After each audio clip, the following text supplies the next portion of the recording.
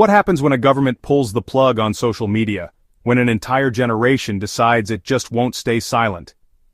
On September 8, 2025, streets across Nepal exploded with protest. Thousands of young people, many in school and college uniforms, marched with homemade signs. They weren't just asking for their favorite apps back.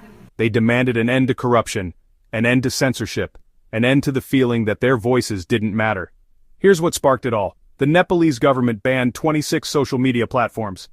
Facebook, Instagram, WhatsApp, YouTube.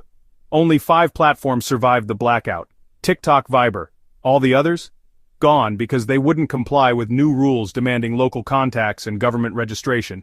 Young people saw this as an attack, not just on their freedom to scroll, on their ability to organize, to speak out, to simply be heard. So they hit the streets.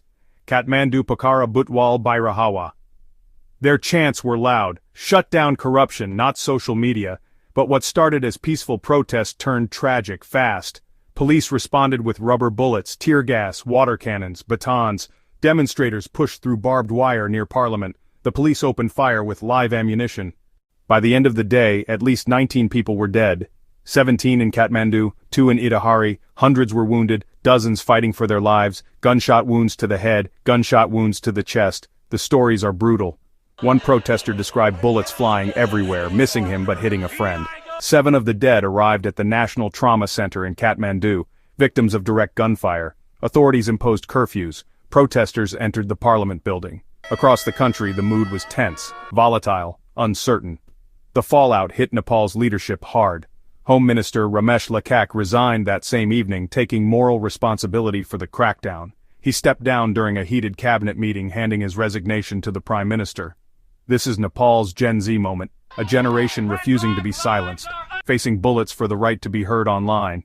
And off. The story isn't over. Families mourn, students regroup, and the world watches what happens next.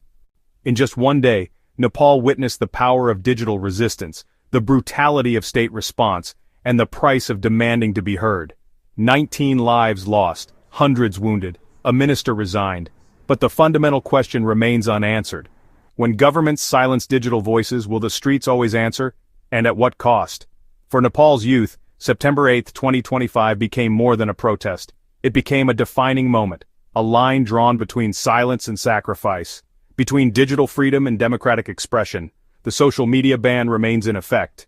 The investigation continues, and a generation waits to see if their voices and their sacrifice will finally be heard.